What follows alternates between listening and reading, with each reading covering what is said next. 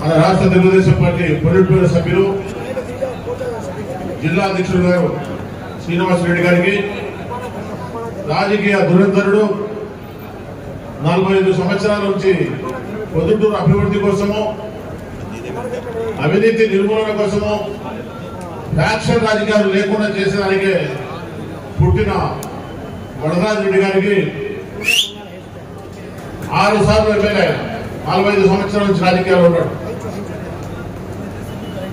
ఈ వేదిక మీద ఉన్న రాజకీయ నాయకులకు, ప్రజాప్రతినిధులకు, అన్న పెద్దలు ప్రభాకర్ చౌదరి గారికి, పాత్రికేయులకు, మహిళలకు అందరికీ పేరు పేరున ధన్యవాదాలు తెలియజేసుకుంటూ, మన తెలుగుదేశం పార్టీ గురించి చెప్పుకుంటూ పోతే ఎంతైనా ఉంది.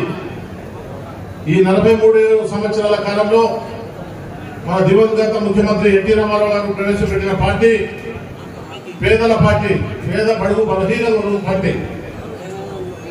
కిలో 2 రూపాయల బియ్యం ప్రవేశపెట్టి అందరికీ వరి అన్నం పెట్టాలనే ఆలోచనతో అందరికీ, అంతకుముందు జొన్నలు, సొద్దలు అనేక రకాల ప్రాంతాల్లో పండించుకొని తింటా ఉన్నారు. ఎన్టీ రామారావు గారు వచ్చిన తర్వాత ప్రతి ఇంట వరి అన్నం తినడం మొదలు పెట్టారు. 2 రూపాయల కిలో బియ్యం పెట్టాడు. ఆ రోజుల్లో 5 రూపాయల బియ్యం అంటే 2 రూపాయలు. ఈ రోజుల్లో 30 రూపాయల బియ్యము, 50 రూపాయల బియ్యము ఇప్పుడు కూడా ఉచితంగా ఇస్తున్నాడు తెలుగుదేశం పార్టీ ఘనత. అలాగే పెద్దలంతా చాలా మంది చెప్పినారు, మేము పొద్దుటూరు పట్టణ అభివృద్ధిలో భాగంగా పొద్దుటూరు పట్టణంలో గత 5 సంవత్సరాలు అభివృద్ధి కుంటుపడింది.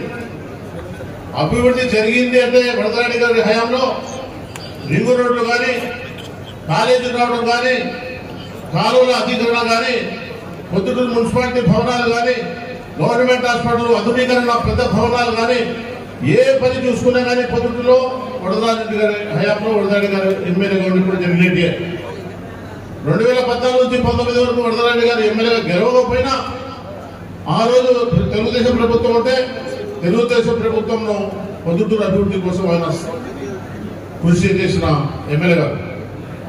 ఈ రోజు 2019 నుంచి 24 వరకు రాజమౌళి శివప్రసాద్ గారి ఎమ్మెల్యేగా ఉంటూ ఆయన దాచుకోవడం తప్ప పొద్దుటూరు పట్టణానికి చేసినట్టు ఏం లేదు. డివైడర్లను పాల్గొట్టడం, ఉండే డివైడర్లను పాల్గొట్టడం, కొత్త డివైడర్లు కట్టడం, మున్సిపాలిటీలో బిల్లులు చేసుకోవడం. 2014 నాటికి 2019 నాటికి మేము మున్సిపాలిటీ దిగిపోయేటప్పటికి 70-80 కోట్ల రూపాయల నిధులు ఉన్నాయి మున్సిపాలిటీలో. ఆ నిధుల్లోనే జీరో అయిపోయి ఇప్పుడు 13 కోట్ల అప్పులో ఉన్నాం. రాష్ట్ర ప్రభుత్వ పరిస్థితి కూడా అంతే. అది చేసినా ఇది చేసినాడు, ఏం చేసినావు? మంచినీటి పథకం 2018లో మంచినీటి పథకం మైలవరం పొద్దుటూరు మంచినీటి పథకం తీసుకొచ్చింది తెలుగుదేశం పార్టీ వరదరాజరెడ్డి గారి హయాంలో. ఆ రోజు ఆసంలో గవర్నమెంట్ మున్సిపల్ చైర్మన్. నువ్వేం చేసినావు? అన్ని అబద్ధాలు చెప్తాడు, ఇప్పుడు కూడా అబద్ధాలు చెప్తున్నాడు. రోడ్డు వైడింగ్ చేస్తా ఉంటే పొరపాటు రోడ్డు డబ్బు కట్టకుండా ఎట్లా వైడింగ్ చేస్తామంటాడు. మున్సిపాలిటీ స్థలము, ఆర్ఎంపీ స్థలం ఉంటే మనం ఉచితంగా తీసుకుంటాము. ఎవరిదైనా భూమి ఉంటే వాళ్ళకు డబ్బులు ఇచ్చి ఏర్పాటు చేసి వైడింగ్ చేస్తాము. దానికి అడ్డపడతాడు. ఆయన టైంలో కడప జిల్లా వాసి అయిన జగన్మోహన్ రెడ్డి ముఖ్యమంత్రి ఉన్నా కూడా ఏమీ అభివృద్ధి చేయలేకపోయినాడు. ఈరోజు కూరగాయల మార్కెట్లు, అది గవర్నమెంట్ మున్సిపల్ హై స్కూల్లో ఒక టెంపరీ మార్కెట్ కట్టి అక్కడ ఉన్నన్ని ఇక్కడ ఎన్నైతే ఉన్నాయో అన్నీ కట్టి అది ఇవ్వాలి కదా.